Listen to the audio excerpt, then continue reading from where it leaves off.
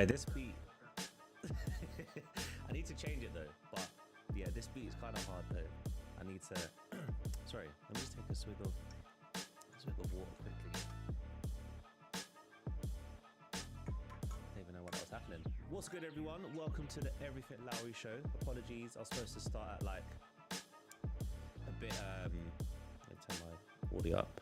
Yeah, I was supposed to start a bit earlier, but I had some technical difficulties. But yeah, man, thank you guys for joining tonight on your Friday evening.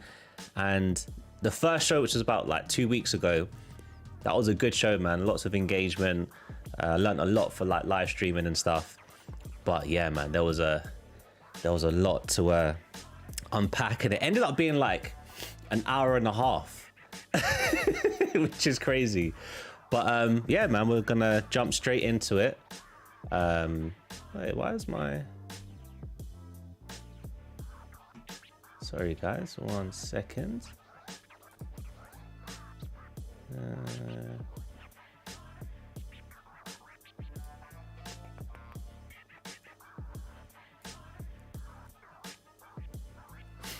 My stream seems to be really slow. All right, cool. Let's just jump straight into it, and we're gonna jump straight into the BAFTAs. The BAFTA award show was this Sunday just gone, and you know they had some heavy hitters. Oh, someone got a message here. There's some heavy hitters, and I must say, like for the BAFTAs, this has like been the first time in which you saw a lot of A-list actors. I know they normally have them, but yeah, it was like a feature-packed event. Robert Downey Jr. was there. Everyone from Poor Things was there. American Fiction. It was lovely to see, man. It was lovely to see, and I think the right winners won. I think Oppenheimer and Poor Things, they cleaned up. I mean, Oppenheimer was my favorite movie of 2023, and so I'm just getting messages here. Oppenheimer was one of my favorite movies of 2023, and yeah, I knew it was going to clean up, and it did. I mean, it won best film, best director, leading actor Cillian Murphy, supporting actor Robert Downey Jr., original score Oppenheimer. Ludwig worked on that film. Cinematography, Oppenheimer. Editing, Oppenheimer. Like, Oppenheimer just cleaned up. Poor Things was also right up there. I've not watched Poor Things yet. I never got a chance to watch it. There was just so many things happening at the same time. So I've got messages coming through. Yeah, there were so many screenings at the same time where I was invited to watch Poor Things. I just couldn't get around to watching it, but I think it's coming to streaming or coming online soon. So I'll definitely gonna check that out. But yeah, I think the one that I was most happy about, because I knew that Oppenheimer was gonna clean up, is American Fiction. I mean, if you guys have not watched American Fiction, I don't know. First of all, I don't know where you've been. And secondly, you need to go and book tickets to go and watch American Fiction, because what a film.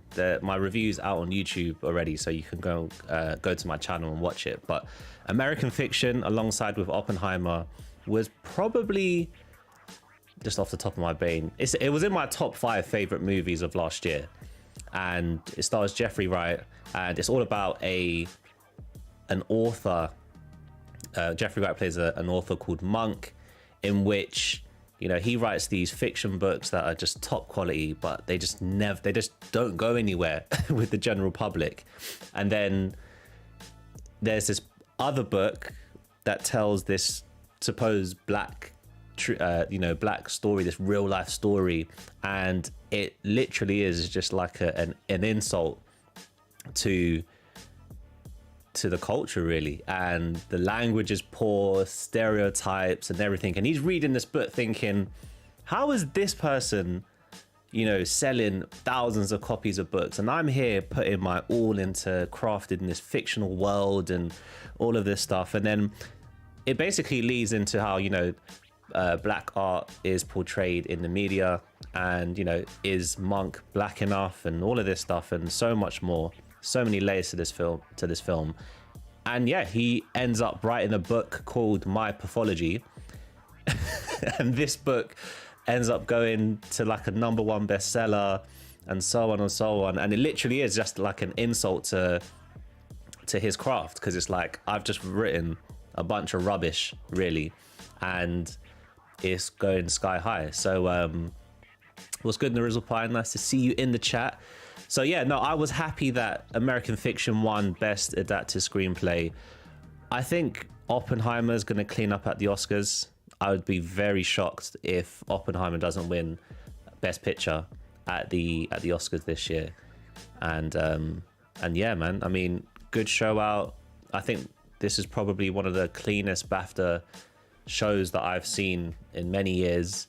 And yeah, hopefully it continues. I would love to see more British films highlighted. I know the BAFTA Awards is supposed to be dedicated to more British films, but you do have to pull in, the heavy hitters here and there. But yeah, I hope, with the strikes that were happening and stuff in Hollywood, that the independent British films were, given the limelight to be produced amongst the 6 or 7 months. I mean, Hollywood is still relatively down. It's not really come back full throttle. There's rumors saying that the summertime is when people expect, the Hollywood engine to start running fully. But yeah, so I think yeah, it was a good BAFTA show. D Movie Man. Jeffrey Wright has been criminally underrated actor for years, although it's long overdue. Yeah, I agree, man. Jeffrey Wright is a top quality actor. I've loved him in everything that he's been in, and yeah, to see him finally get his flowers for such a film like American Fiction as well is quite fitting. And yeah, I just hope now he starts getting his flowers and his props to how he is as an actor. Like, he's absolutely fantastic, and I can't wait to see him in more things, man. So salute to Jeffrey Wright, salute to the BAFTAs. One day I'm gonna be on the red carpet, man. One day. All right, cool. Let's get to the meat and the potatoes of the show. So we're gonna start with, oh wait, why is this not?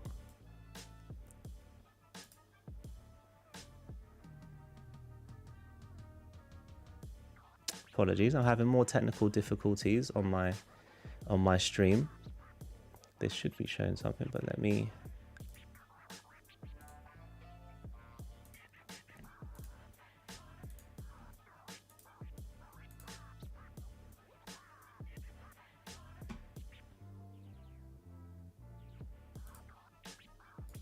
There we go. I'm still getting used to this streaming game, so bear with me, people. But yeah, all right, so we're starting off with one of the first big topics on today's show, Superman Legacy. This is going to be the first movie in the new DC Studios movie. So if you aren't familiar, there was the DC EU, which was where we had, Superman, Batman vs Superman, the Justice League, the Harley Quinn movie, Wonder Woman, The Flash, Aquaman. And yeah, I mean, if you've been paying attention to how that ended, it makes sense as to why they are now rebooting the new DC universe. And yeah, I mean, there were definitely some films that I enjoyed in the DCEU. I think the James Gunn Suicide Squad was brilliant. I absolutely love that film. I didn't mind the Snyder Cut Justice League, even though it was like 4 hours long. I felt that felt more like a more cohesive version of the the edit that we first got in the cinemas. Films like Batman vs Superman, again, visually stunning, but the story just kind of lacked for me. And I just felt like the DCEU was always trying to play catch up to the Marvel Cinematic Universe. And I would have loved if, you know, they did things properly. Like, you know, I think they should have just worked at their own pace and stopped trying to catch Marvel. You know, Marvel had already had, you know, a number of years ahead of them, and people were familiar with the Iron Mans, what other film, Captain America, Thor, and they had the first Avengers movie. And it just seemed like with the DC universe, they just wanted to just fast track everything and just get to the Justice League. And unfortunately, the film's qualities just wasn't there. So yeah, the DC universe is now being rebooted, and Superman Legacy, which will be directed by James Gunn, we got our first glimpse at the cast and crew. So if we can probably zoom in, hopefully we can zoom in on here. Yeah. You know, these websites are so annoying these days with so many pop-ups. And so that's James Gunn in the middle. You've got Nicholas Hoult, who's going to be playing Lex Luthor. Superman, where is he on the right? Can I see him in this photo? Oh, this website is horrible. There you go, hide articles.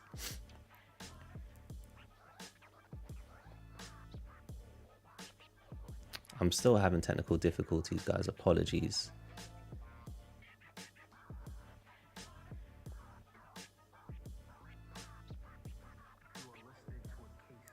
One second.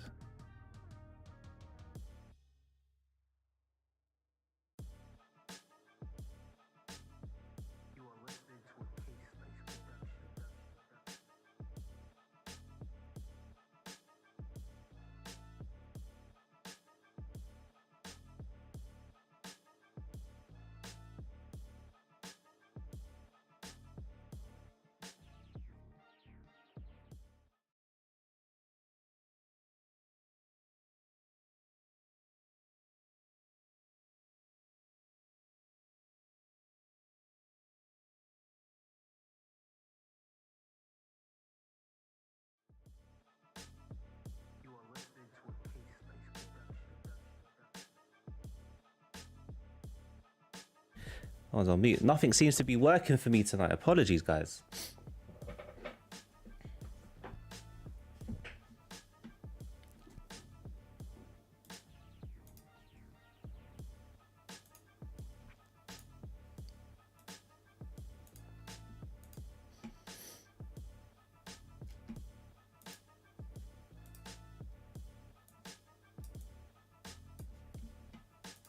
All right, can you guys see this now? Basically, I'm trying to use a separate screen and it keeps disconnecting and just lagging out.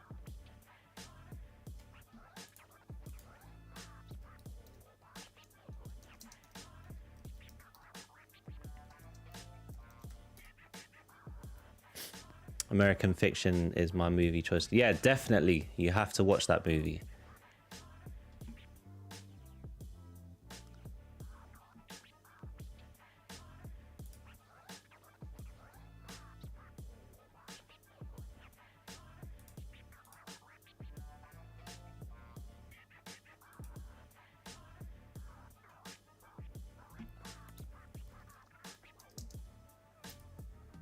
Alright, this should be not lagging out as much anymore.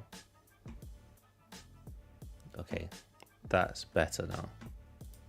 That is better. Alright, cool. No, apologies. Apologies. So where was I? Yeah, so Superman Legacy, James Gunn's going to be directing this film. You have a whole list of new characters, so this won't be connected to the previous DC universe. Like I mentioned, you've got Nicholas Hoult, who's playing Lex Luthor. You got David, what's his name? David Corenswet, who's playing Clark Kent, aka Superman. You got Millie Alcock, who starred in the House of the Dragons. She's playing.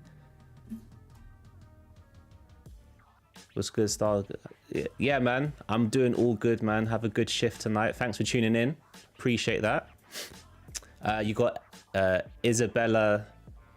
What's that? Isabella Merced. I hope I've pronounced her name correctly. She's playing Hawk Girl. And the thing is, there's no plot for this film at the moment, but it's gonna, if Superman Legacy flops. But yeah, I mean, there is a lot riding on this Superman Legacy film, because I think people are going to be less forgiving if this movie doesn't work out, especially off the back of films like The Flash and Aquaman 2 that weren't received that well. But yeah, Superman Legacy is going to see him as Superman reconciles with his heritage, with his human upbringing, which was touched upon the Zack Snyder Superman film that was, I think, almost 10 years ago. And yeah, apart from that, the links, the stories are that it's going to be more of a traditional Superman film, that one that we've not seen before. With James Gunn directing it, I think it's going to be a little bit more lighthearted than the Zack Snyder one. I think the Zack Snyder one for me was visually stunning, like Batman vs Superman, but in terms of, you know, that story, the character development, I couldn't really connect with it, but it was a lovely looking film. And I think with James Gunn, I think he's going to be able to balance the story, the characters, and the look. James Gunn, he, like I said, he directed the rebooted Suicide Squad, which I really enjoyed. He's known for directing all 3 Guardians of the Galaxy movies. So he is, as people would say, becoming a traitor and changing over to the dark side. But yeah, we got our first look at the cast and crew for Superman Legacy. Apparently there was a logo leak, but I've not seen that.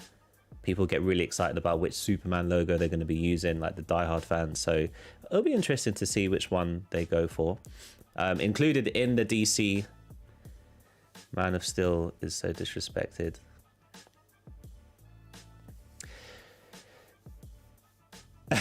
You know what? Like I said, Man of Steel, it was visually stunning, but Superman as a character, I'm not really gripped with him. You know, I think because he's so overpowered, for me, it's quite difficult to, you know, to watch a Superman film and feel that there's going to be any danger for him apart from kryptonite. If this new one isn't better, then miss me. Yeah, like I said, I think there's going to be a lot riding on this Superman Legacy film. There's also going to be more movies, so they've already blocked out like their first slate of movies and TV shows. So they've got The Authority, The Brave and the Bold, which will introduce the DCU Batman and Robin in this like father and son story. You've got Supergirl, Woman of Tomorrow, Swamp Thing as well, which I think they did a TV series on Swamp Thing, which I believe was on, I think, Amazon, or maybe not Amazon. I can't remember which streaming platform, but I think that's been rebooted again. And then for their TV projects, they've got Creature Commandos, Waller, which is starring Viola Davis. So she's returning as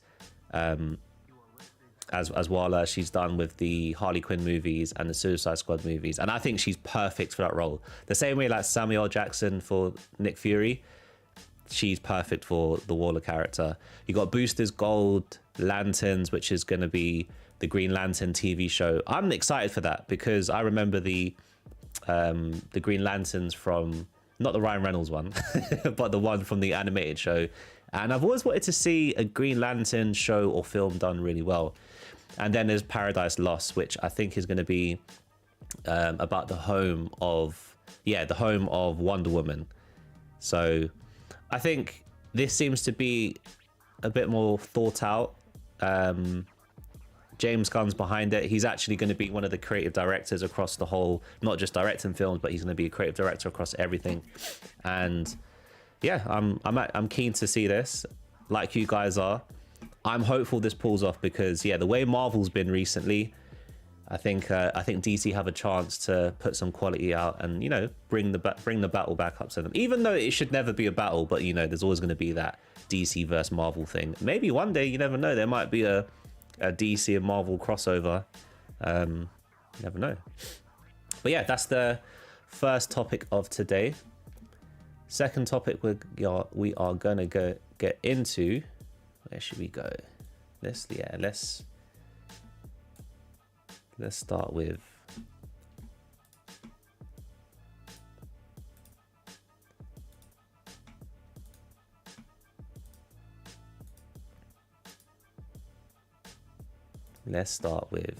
The Boys.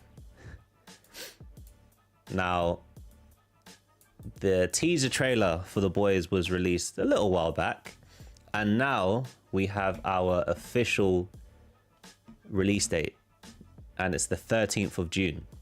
So we are getting The Boys season 4 from the 13th of June. It's going to consist of 8 episodes altogether, and the first 3 episodes will debut on the 13th of June. I'm excited for this one, guys. Like, The Boys, for me, it just came out of nowhere. Like, I wasn't familiar with the comics, and that first season, wow. Like, I had not seen anything like that before, and it really pushed the boundaries for superhero storytelling. And I loved how grounded it was. It feels so real, as if, you know, if you walk outside, you're going to see Homelander. So, let me put my... What do you guys think of The Boys? Are you fans of the show?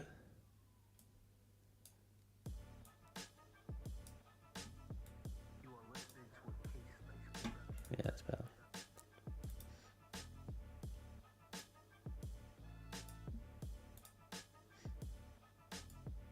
So I keep having technical. Yeah, cool. That's better.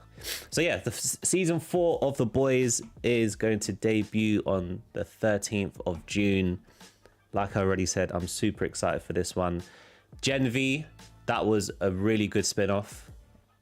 Some people didn't like it. I fall into the category of I really enjoyed that show, and the ending of Gen V, of course I'm not going to do any spoilers here, but the ending of Gen V just got me super excited for this 4th season of The Boys. I'm trying to say things without saying things and and avoid spoilers. But yeah, if you haven't watched Gen V, which is on Amazon Prime, and I love that it's its own story, but it did towards the final episodes and actually throughout the series tie in with the major narrative for The Boys, and I think they did really well with that. So I don't know where they're going to go with this. I mean, Homelander, if you saw what happened at the end of season 3, I don't know what he's gonna do, man. I really don't know what Homelander's gonna do. I think Homelander is one of my favorite TV characters. I think probably of all time. He's up there with one of my favorite TV characters of all time. And yeah, I'm just super excited, man. So yeah, The Boys season 4 returning on the 13th of June. Of course, I'll have my review for this one when it comes out. And yeah, man, stay tuned. Stay tuned. All right, next we're going to bring it over to Game of Thrones. Now that should come up. Nope.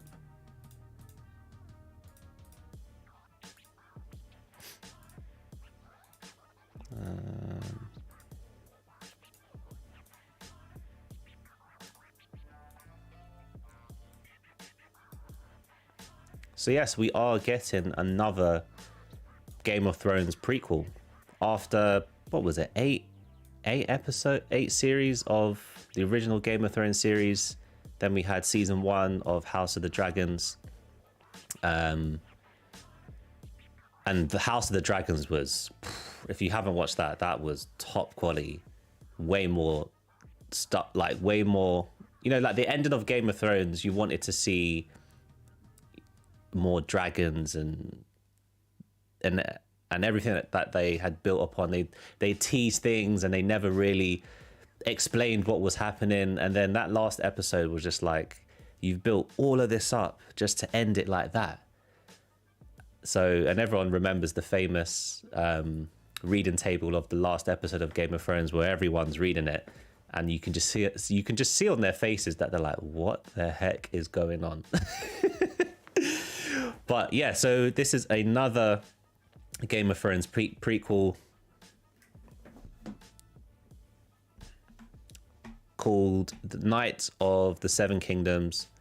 And in this article, so we're getting a bit more information about the latest Game of Thrones spin-off.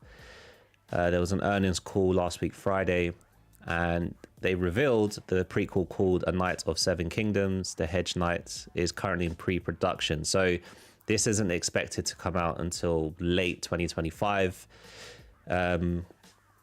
It looks like they're going to be starting shooting soon, and they're keeping some of the producers and creators from House of the Dragon. So you're probably going to see some continuity in terms of the technical aspects of this series with the House of the Dragon. So the synopsis here is: a century before the events of Game of Thrones, two unlikely heroes wandered Westeros, a young, naive but courageous knight, Sir Duncan the Tall, and his diminutive squire Egg, reads the logline. Set in an age where the Targaryen line still holds the Iron Throne and the memory of the last dragon has not yet passed from living memory, great destinies, powerful foes, and dangerous exploits all await these improbable and incomparable friends. I know what to expect for that. I've not read the Game of Thrones books. So if anyone here has read the books, let me know, is this something to look forward to? It says here that it's based on George R.R. Martin's Dunk and Egg fantasy novellas. Okay, so I've not heard of those before. I mean, we knew HBO were gonna milk the Game of Thrones franchise. I mean, that series garnered so many viewership, and anything that has Game of Thrones attached to it, people will automatically watch. Like I already said, House of the Dragons, I felt was a really good execution of a spin-off, similar to like Gen V with The Boys. I think House of the Dragons did really well, and I'm definitely going to be tuning into this one. And yeah, and this is out end of late 2025. So new Game of Thrones, people. All right, next we're going to be taking it to a new Purge. This came out, when did this come out? I saw this on the timeline earlier today, and I felt, let me just drop this in the stream. But yeah, we are getting Purge 6, and apparently this is going to be the final one. Is anyone here the fans of the Purge?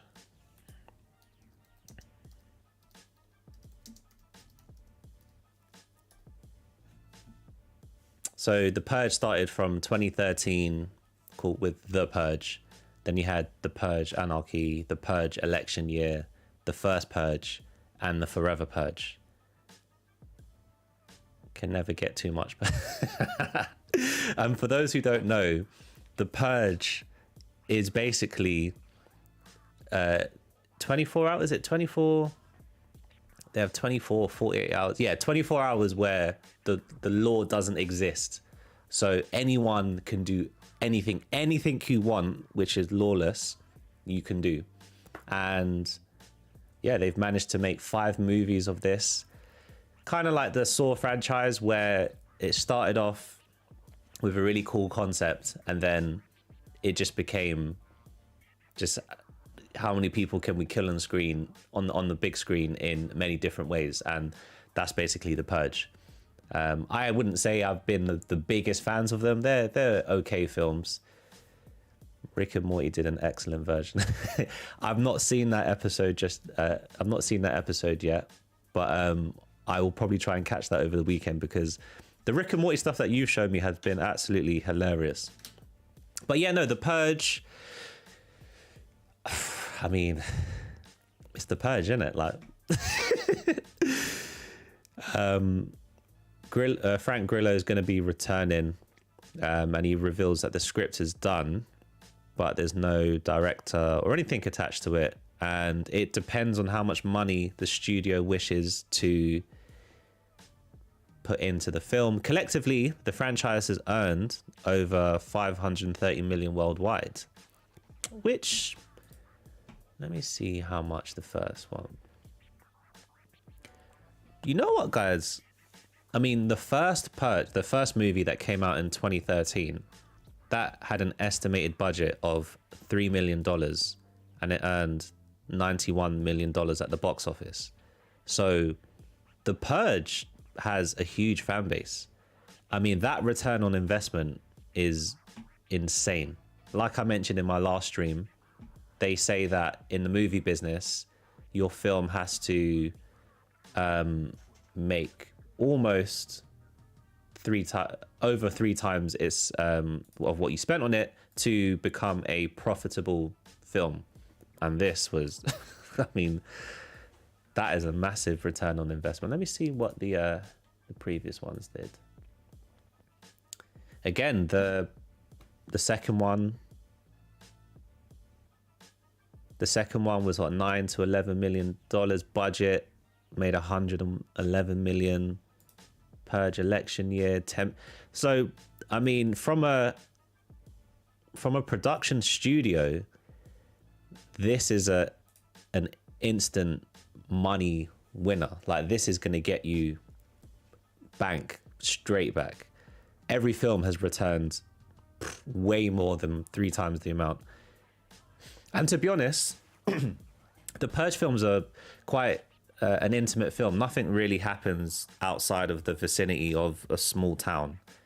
It'll be interesting to see if the last one they go guns blazing and triple the budget that they're going to spend on it. But I wouldn't see them moving past 20 million for the final one. But yeah, man, I mean, you would be silly not to do a final Purge because they make a lot of money.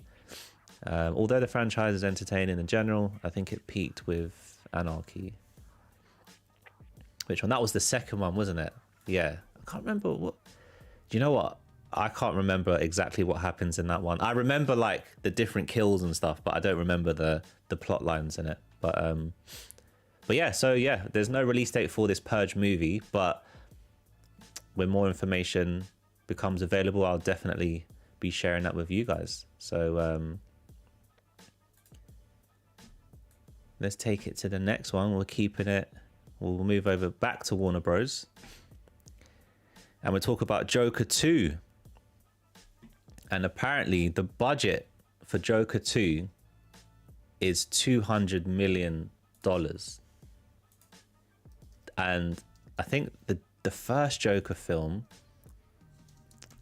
the budget for this was like 50 million, was it? Yeah, 50 to 70 million.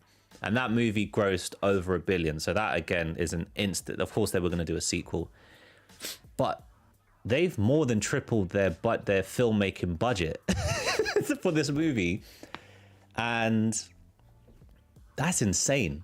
To go from a $50 to $70 million movie to now spending $200 million.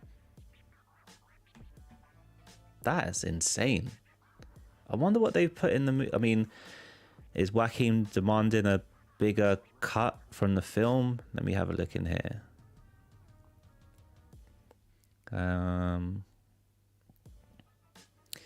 This one, the budget for Todd Phillips' musical. That's another thing, that the Joker movie is reportedly supposed to be a musical film. And I don't know how to feel about it. I mean, musicals are not my favorite genre of movies. There have been ones that I've really enjoyed, La La Land, the recent Wonka movie, but as soon as I see musical attached to a film, I'm kind of like, not really for me. But I was reading online that there will be some musical elements to the film, but I don't think it's going to be your traditional musical. So I'm all for creativity in movies, and I think Joker's a character that you can have fun with just because of the character that the Joker is. But yeah, it says here that the sequel has ballooned to about 200 million, a significant bump from okay, so the first movie cost $60 million. sources say Joaquin is getting 20 million to reprise his role as the Clown Prince of Crime, while Lady Gaga is taking home about 12 million to play Harley Quinn. As I already mentioned, the first Joker movie took in more than $1 billion. And yeah, musicals don't seem to be everyone's cup of tea in this generation of film, because here it's saying The Color Purple, which was re-released, which was a reboot towards the end of last year, lost Warner Brothers $40 million. So yeah, it's gonna, I mean, the recent Mean Girls movie, people thought they were going to watch a reboot of Mean Girls, and then I was surprised because I didn't know there was a musical. Luckily, I'm a big fan of Mean Girls, and they did keep the core elements of the film in the movie. So I didn't love it, but it was still, it was entertaining. And there were one or two songs that improved certain scenes in the film, so I didn't mind it that much. But I remember being in the cinema and the first song went off and you just heard this, here we go now.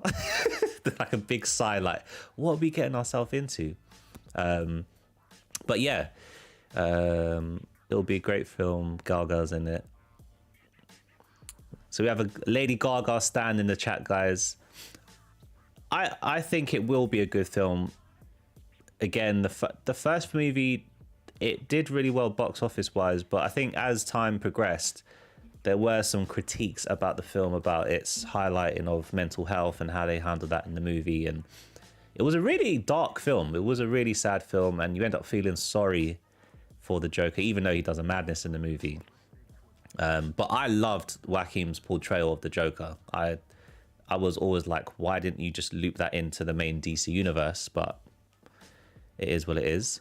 And yeah, Joker Folie de is the second one. Zazie Beetz is going to reprise her role as well, which is cool. So I think this will be another success. I don't know if it's going to reach over $1 billion though. That's the thing. I think we are in a different time in cinema, and this one came out, was it 2019? What do you guys think? Do you think this will reach $1 billion again? Especially with a $200 million budget, that now has to cross 700 million or 600-700 million to be a success. Let me know. But yeah, the sequel is releasing this year on the 4th of October. And of course, I'll have my review for that, guys. You know, so make sure you subscribe to the channel if you're a newcomer to this chat, and also like the stream. If you can like the stream, it helps boost the algorithms. And I hate playing algorithm games, but unfortunately, you got to, man. So yeah, like the stream, chat, subscribe to the channel, and yeah, when this film releases, I'll definitely have my review for it. So looking forward to that one. I've got some exciting news for Jurassic Park fans, and this one came out of the blue for me. Rogue One director, filmmaker Gareth Edwards is apparently going to be directing the next Jurassic World movie. I mean, if this turns out to be like 100%, what an appointment that is. Like, Gareth is becoming one of my favorite new directors of recent years. He recently did The Creator. He did Rogue One, which was the sorry about that, guys. He did Rogue One, which was a Star Wars spin-off, which is probably one of the best new Star Wars films of recent years. Monsters, that first Godzilla film, the first rebooted Godzilla movie that came out in 2014, and that was a stunning looking film, and I felt they handled Godzilla really well in that movie. And yeah, the recent film The Creator, I thought that was a really good film. Of course, the story was very linear.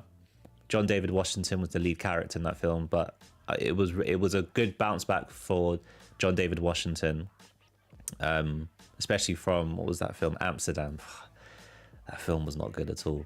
But The Creator visually was unreal. Unreal, and that seems to be going Gareth Edwards look to all of his films. I think he works a lot with Greg Fraser, who is a superb cinematographer. He actually worked on Dune 2, which is releasing next week on the 1st of March. If you haven't watched it, my review is out on my YouTube channel. Go and watch that, like it, comment on it, all that good stuff. So we could, since the first Jurassic Park movie, get a grounded Jurassic Park film. I think the first Jurassic Park film is one of my all-time favorite movies. Like, I've watched that film from VHS to DVD to streaming all the time, all through the year. And the second one, The Lost World, that was a cool follow-up. I didn't mind that. And then the third one, I watched it when I was young and it was cool, but when you rewatch it, it's kind of like it's not a bad trilogy as people make it out to be.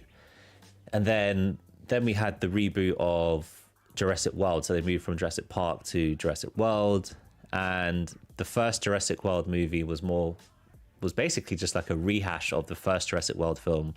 And then the second one, I like the second one. I know not a lot of people enjoyed it that much, but I like that it was a bit darker. And then the third one, wasn't the biggest fan of the third one. I think I needed to see more dinosaurs eating humans, man. There wasn't enough of that for me. Graphically, it was cool, like visual effects, it was cool, but yeah, I think they kind of lost me with that one. But let's see how much that one made.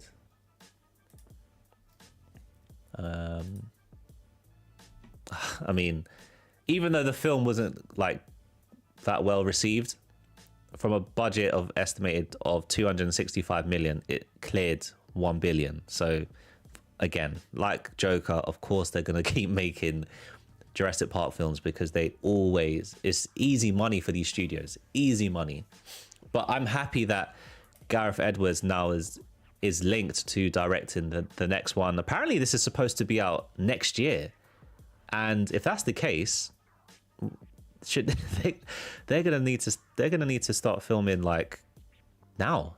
It takes 3 to 4 months to film a movie nowadays, and then 9 months of post work. I don't think this movie is going to release in 2025. I think this is going to be a 2026 movie because that's a huge demand, and I assume that Gareth is linked with other titles and stuff, so it will be interesting. But yeah, I'm happy. So in this one it says Gareth Edwards is in talks to direct Universal's latest installment of Jurassic World. The 2nd of July 2025, the release date for the new Jurassic World film. David Leitch, who directed the studio's upcoming Fall Guy action adventure movie, was in talks early February to helm the project, but just days later the two sides parted ways. It became clear that Leitch and his creative input would be minimal due to the project's fast track state. Okay, so this makes sense as to my point of I don't think this film's going to release in 2025 because these guys want to speed through making this movie. So the script is done. Okay, so not much is there in terms of plot lines or anything, but yeah, if this is confirmed, which I think it will be, this is a huge W for the Jurassic Park franchise. I think they need someone like this to give it, a breath of fresh air, new take, some new fresh ideas, and he's the guy. He's the guy. All right, cool. So there was some big news with the MCU, and we're going to be talking about the new Fantastic Four. I think this was news that a lot of people were anticipating. I thought this was going to release later this year during Comic-Con. And Chicken Connoisseur's dad, what's good, cuz? Good to see you in the stream. Thanks for joining. And yet, Marvel, they are in a predicament with most of their titles not being well received, like I said in my last stream, and the Jonathan Majors issue, which has now been cleared up in terms of he's now been removed as Kang the Conqueror. That Ant-Man film, it wasn't well received. I thought Jonathan was fantastic in that film, but the movie itself, it just doesn't hold up as a good comic book movie, in my opinion. Then you have their streaming method, where Disney wanted to put everything on Disney Plus, all their animation films, all their films, and all the MCU content. And I think I love the MCU. I've watched it from the first Hulk film all the way. I will still watch them now. But last year, and the year before, it just felt like superhero content galore, and it took the essence of anticipating something, like when your favorite music artist just keeps dropping music, and like the first couple drops, you're like, yes, I'm gonna tuck into this, and then you've barely finished eating this one plate, and then they just drop another and another and another, and you just become it just becomes too much. And I think that's what happened with the MCU recently. I think it was just too much too soon. I want to say they had in 1 year like 4 movies, 5 TV shows, and if you haven't got Disney Plus and you go to watch the movies, you're going to be lost. You're going to be like, who's Ms. Marvel? Who's She-Hulk? Who's this? Who's that? And so Marvel, over the past, I'd say, year or so since the Jonathan Majors incident, they've had to, get their act together and start just jigging things around and moving this here and bringing this title out and not bringing this title out. We're only having one MCU film this year. That's Deadpool 3. The Sony universe will continue to drop Marvel productions. They just had Madam Web recently, which I've not watched it, but the reception that is received online. Some people are saying it's the worst comic book movie ever made, which is, that's sad, when you get labeled with that. But from what I've seen online, I'm not gonna bother watching that movie.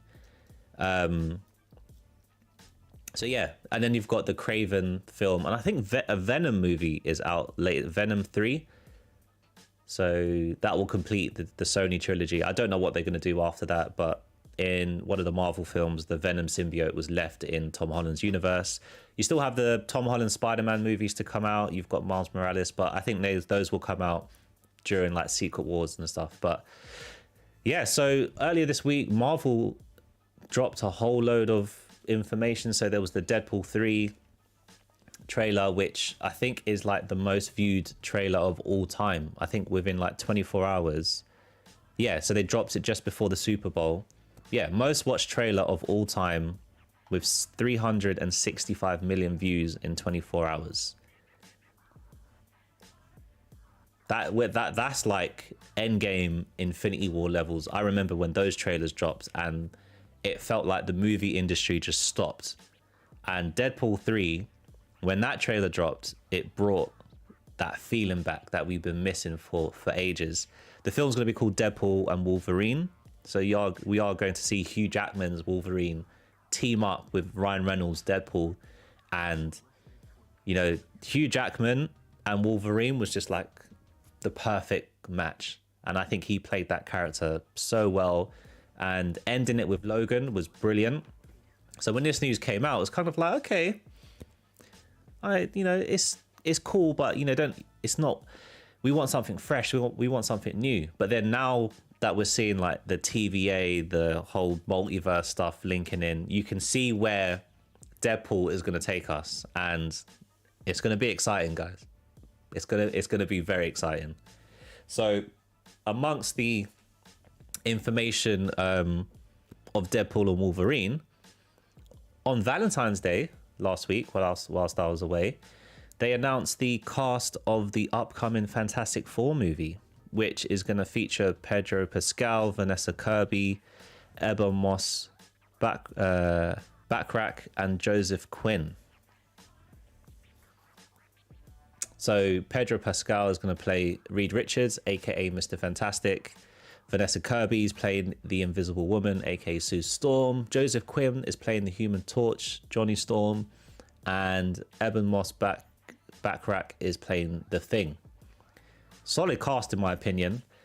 Pedro Pascal, he's on a run, which, I mean, Mandalorian from Game of Thrones, Mandalorian, The Last of Us, and now Fantastic Four, and a few other things that I can't remember off the top of my head, but he's just on a brilliant run. I love Vanessa Kirby. She was in the recent Mission Impossible movie. She's from The Crown. Eben Moss Backrack, he's from The Bear TV series, which I've not seen yet, but loads of people rave about that, and I can't wait to watch it. And Joseph Quinn's the only one that people are like, I don't know how he's gonna do as Johnny Storm. But yeah, so they dropped that news on Valentine's Day. Is there a picture of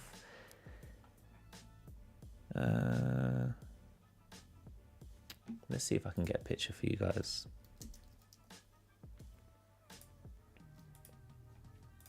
Let's try and bring this in.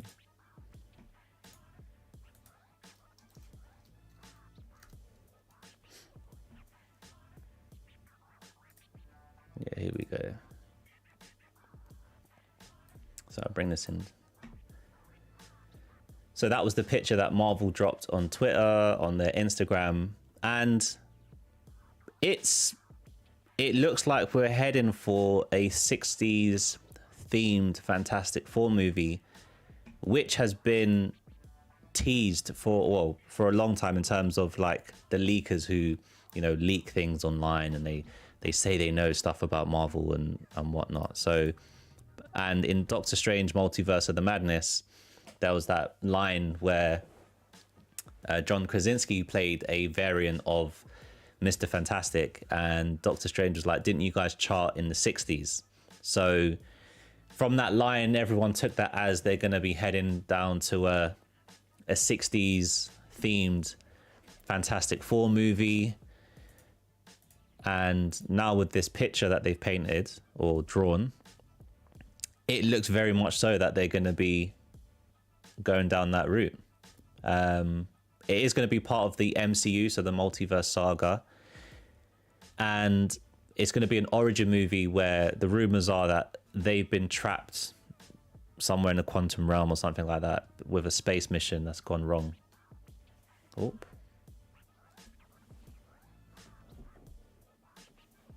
Apologies, my technical difficulties are still happening. Give me 2 seconds.